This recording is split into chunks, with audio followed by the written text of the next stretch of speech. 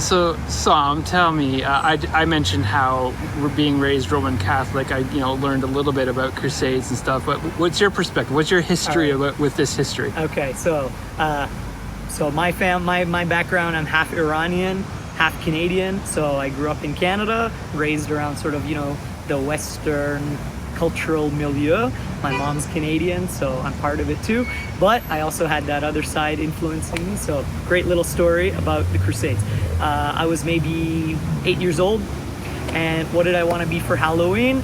I think I had seen like one of the Robin Hood movies where Richard the Lionheart comes home. So I wanted to be a crusading knight. My mom painted up this amazing paper helmet that looked really metallic. I had a tunic that was white with a red cross, and I was like, I'm a hero, I'm a knightly hero, ready to go out there. So I go to my Iranian grandmother's apartment across the hall to show off my cool, heroic, knightly costume. And as soon as I walk in her bedroom, she, knowing from her point of view exactly how to react, went, ooh, as if I was some sort of horrible monster. And I was a bit bemused as a child as to why she had that reaction to my cool knightly hero. But now, later on, it all made sense. But just from the mindset of different perspectives on the Crusades, I think that story kind of encapsulates it right there. Scariest Halloween costume ever for your grandma. For my grandma.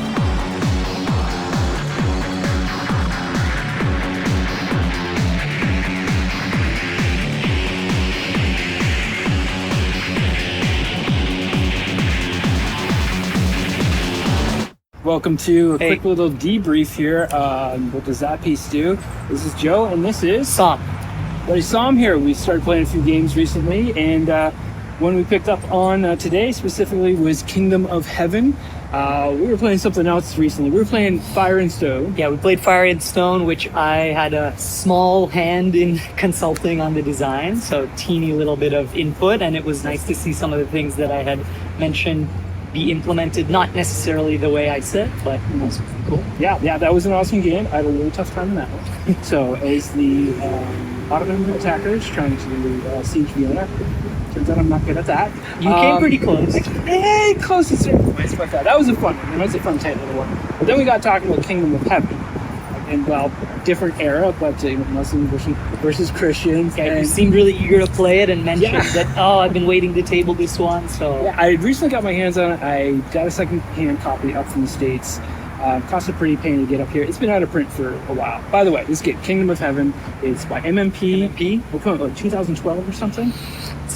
It's a good number of years back. And it's been out of print ever since. And, I think they only did one print run, maybe. Yeah, it's kind of like a unique game for them. Do we do a lot of like card-driven point-to-point games like that? They don't do too many of those kind of point-to-point CDGs. I think they have some, but it's not really their wheelhouse. They're more like Hex and Counter.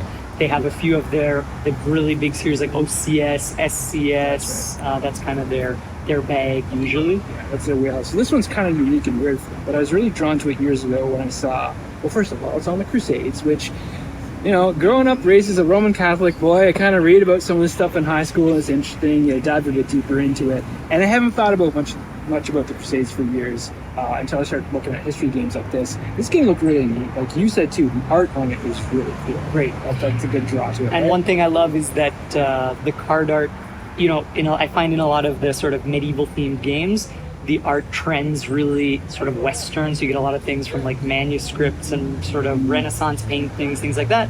This one has a nice mix because there's quite a few from like Persian, Ottoman miniature paintings in the card art, and I kind of love that. So it's a really nice touch. Yeah, that looked beautiful. That's what got my attention right away. The map was super cool.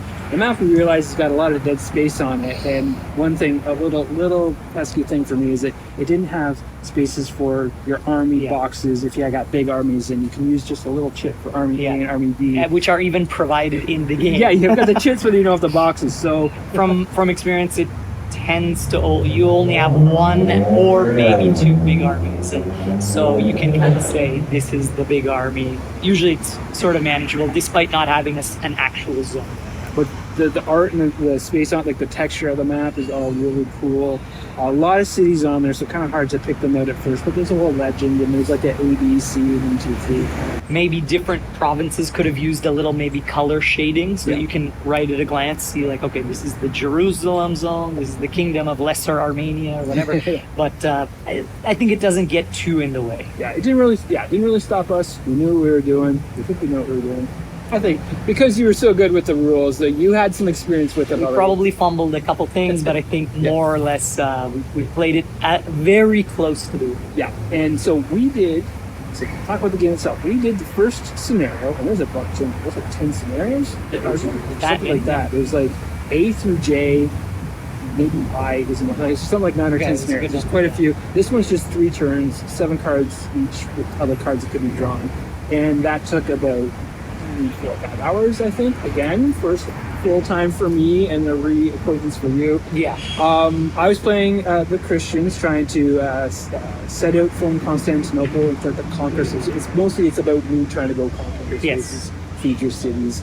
I think I started off pretty strong. But what did you think of the play overall? So there's a few. I think that there's a few little elements. So I like the play. I like the flow. The game can be swingy. You got to sort of take your licks because that's sometimes how they'll be. That is actually addressed in the designer notes where it even says that, this period had a lot of chaos. There's even a specific comment about the CRT being very swingy, but less swingy than the designer estimates that it should be based on his own research. So you're gonna have to sort of suck that up a little bit. But I like the flow of the play. He got lucky in the beginning. He started storming down, and then things shifted, and I got lucky in the end. And the last turn, I sort of looked at my hand. I was like, you know what? Like, I think you're gonna have trouble here. And, I was done at that point. Yeah. But it was for a short scenario. I think that's fine. And this swings. The story gets more. It's told better in a sort of longer arc.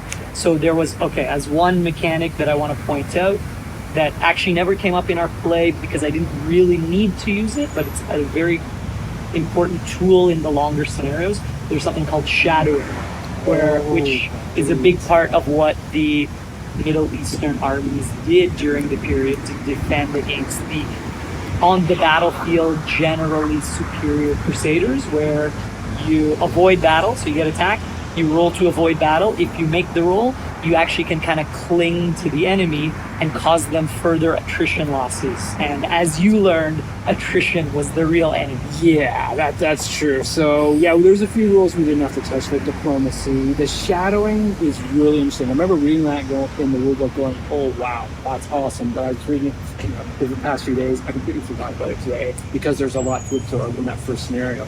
But yeah, like you say, the attrition, it's interesting. It seems sort of on rails at the beginning. It's like, well, one army's going to split off this way, the other one the other way. Go by sea, get down the coast, and I can start sieging some of the cities that I wanted to. But then, yeah, it started off strong, but it fell apart. I took Antioch, which is great. I took Antioch. Couldn't do much more than that before everything started to crumble apart. All my forces just were lost. What should have been a gimme battle against you. Yes, that was he had the classic 1-6 kind of situation. Yeah. I think I even threw a battle card into it or something. Yeah, that didn't help at all. But yeah, I thought it was cool. Now I'd be a little worried about. I heard some reviews that it's bogged down in sieges. And there's quite a bit of math there, and we did spend a lot of time going through those rules, making sure we were getting it right. I don't think it's that big of an issue. You got to know what you're going in with, and I could have played it strategically better, knowing I had to keep my manpower, which was full strength units, which ran down pretty quick. Keep that up so I can leverage some of the other cards to do stuff. And then at a certain point you go like, this isn't worth it. I got to cut and run, maybe go try and siege another city or try something else, get my guys out of it. So sieges take a few turns, but that's to be expected, right? I mean, I think, and in the rule book, in the siege section, it even addresses this a little bit. I think from the designer's point of view, sieges were such a pivotal part of this period. And so, I mean, to say you get bogged down in the sieges in those other reviews might be a little unfair, because I think from the design point of view, he wanted the sieges to be a sort of pivotal part of the game. So and they are kind of fun because you're playing your event. You might get a counter event. Yeah. I think there was a great moment when you had nothing to play, so you went for the Fortunes of War, but it actually ended up helping me a lot. So I think sieges, rather than being a bogged down, I mean, go into it, maybe read about a siege or two, and you'll actually find them like a fun part of the game, hopefully. Yes. Yeah, for sure. I was prepared for that, and like, okay, no, this is the game. This is a big chunk of it. Yeah, you got to move, and there's always something to do. Right. There's always ways that you can just, Jesus, take the wheel, take the card off the top, see if it helps you or your opponent. Or Mohammed take the wheel, whoever, Mohammed depends take on the wheel. which side you're playing. Whoever it is. But yeah, I thought it was pretty cool. A lot to take in, but I could really see myself sinking my teeth into those longer scenarios. Right. Down the road. Yeah, we'll try and put out one of the bigger ones. We might need a couple days to do it, but we'll definitely try and put that out. Fair enough. Sounds good. Last thing I wanted to say, just on a final little note, that for those people who are interested in kind of exploring it, okay, yes, it is focused on a certain region, so there can be some feeling of, I just go for Jerusalem, but yes, you are going to go for Jerusalem as the Crusader faction, but despite that, there are multiple paths, and there are multiple things that can happen along the way, so I would say that maybe the very broad sweep of the game is somewhat on rails, but I think the things that happen, it's the friends you make along the way to Jerusalem that really kind of make the game and take it a little bit off the rails. Yeah.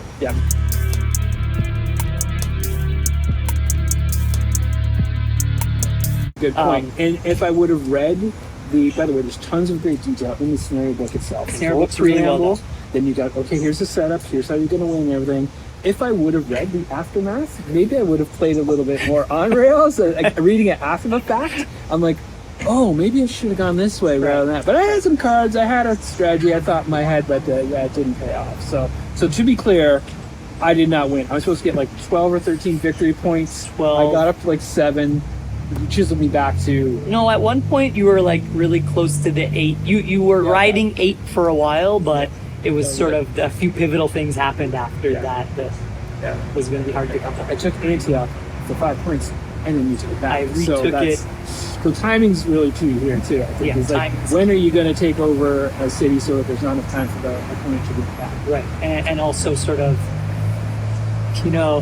taking the field battle, denying them. The Crusaders are much stronger. So do you try to sort of chase them down? Do you just wait for them to come through? So all those pacing issues are something you probably need a few plays to really handle. Yeah, for sure. A lot of emerging strategies. Yeah. So that was great. Fun times. Very well played. Lucky cards, lucky rolls. Your leader. Kerboga. He was the big, powerful leader that took it down. Very hard to activate, but once you get that Kerboga card, look out. That changes. That changes the game for sure. Okay. Well, thanks again. Well played. It was a pleasure. Thank you again for really like managing the rules with me. First time taking on this game myself. Great. And will be a rematch. It was an absolute pleasure. Looking forward to reprising my role as the defenders of the Holy Land. All right. Good time. Thanks you so much. Well played. You too. Cheers.